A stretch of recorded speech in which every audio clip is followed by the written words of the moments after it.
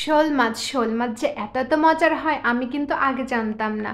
তবে এর আগে আমি অনেকবার খেয়েছি, তবে আজকে আমি আমার নিজের হাতে শোল মাছটা রান্না করেছি, ভীষণ ভীষণ ভালো লেগেছে, তাই আপনাদের সাথে শেয়ার করতে চলে এলাম। আসসালামু আলাইকুম এভরিওয়ান, কেমন আছেন আপনারা সবাই? আশা করি আলহামদুলিল্লাহ অনেক অনেক ভালো আছেন। ফাইনালি আমি মাছটাকে দেখুন কেটে নিয়েছি, এখন আমি ধুয়ে নিচ্ছি। 6 পিস রান্না করব, তো এই 6 পিস আমি বের করে রেখেছি। তো দেখুন আমি একদম পরিষ্কার করে ধুয়ে নিয়েছি, আর মাছটা যতই ধুবেন ততই কিন্তু পরিষ্কার হবে, খেতেও কিন্তু অনেক ভালো লাগবে, আর বাজে স্মেলটা মাছের সেটাও চলে যাবে। তো দেখুন এখানে আমি মাছটাকে হলুদ লবণ দিয়ে মাখিয়ে রেখেছিলাম, এখন আমি ভালো করে ভেজে নেব।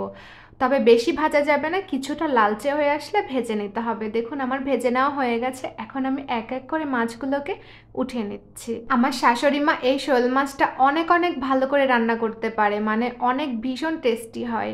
তো এখানে দেখুন আমি পরিমাণ মতো তেল দিয়ে দিয়েছি, এখন আমি 1 কাপ পেঁয়াজ কুচি, একটা দারচিনি, 2টো তেজপাতা আর 2টো ছোটো এলাচ দিয়েছি। এখানে আমি 1 টেবিল চামচ আদা রসুন বাটা দিয়ে দিলাম, কিছুক্ষণ ভেজে নিব, কাঁচা স্মেলটা চলে যাবে। এখন দিয়ে দিচ্ছি আমি 1.5 চামচ হলুদের গুঁড়া, 1.5 চামচের একটু বেশি মরিচের গুঁড়া, আর স্বাদ মতো লবণ। আপনারা যদি ঝালটা বেশি খেতে চান তাহলে ঝালটা বেশি দিবেন, কম খেতে চাইলে ঝালটা কম দিবেন।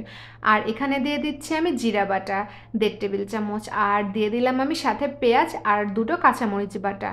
আর এখন আমি ভালো করে মশলাটাকে কষিয়ে নিব, আর 3টে কাঁচামরিচ দিয়ে দিলাম। এখন দিয়ে দিচ্ছি আলু, আর মাছের মধ্যে এইভাবে আলুটা দিলে কিন্তু ভীষণ ভীষণ ভালো লাগে খেতে। আর দিয়ে দিলাম একটা টমেটো, আর এখন আমি ভালো করে আলুটাকে কষিয়ে নিব সেদ্ধ হওয়া পর্যন্ত। আর হ্যাঁ, আমার ভিডিওটা যদি আপনাদের কাছে ভালো লেগে থাকে তাহলে অবশ্যই একটি লাইক কমেন্ট শেয়ার করে পাশে থাকবেন, অ্যান্ড ফলো বা সাবস্ক্রাইব করতে ভুলবেন না। তো এখন আমি ঢাকনাটা দিয়ে দিয়েছিলাম, তো ঢাকনাটা উঠেও নিলাম। এখন ভালো করে আমি মশলাটাকে নেড়ে চেড়ে নিব, মশলাটা নিচে লেগে গেছে কিনা। তো দেখুন আমার মশলাটা প্রায় নিচের দিকে শুকিয়ে গেছে, আলুটাও সেদ্ধ হয়ে গেছে। এখন আমি পানি দিয়ে দিব পরিমাণ মতো। তো এখানে আমি ঝোল অনুযায়ী পানিটা দিয়ে দিলাম, আপনারা যে অনুযায়ী পানিটা খাবেন, মানে ঝোলটা খাবেন সেই অনুযায়ী পানিটা দিবেন।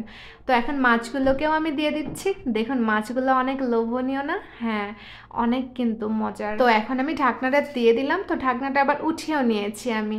তো দেখুন নিচ থেকে আমি নেড়ে দিচ্ছি যেন মশলাটা একদম পুরোভাবে মিক্স হতে পারে আর লেগে না যায়। ফাইনালি আমার রান্নাটা কিন্তু কমপ্লিট হয়ে গেল। দেখুন দেখতে কিন্তু অসাধারণ লোভনীয় হয়েছে না?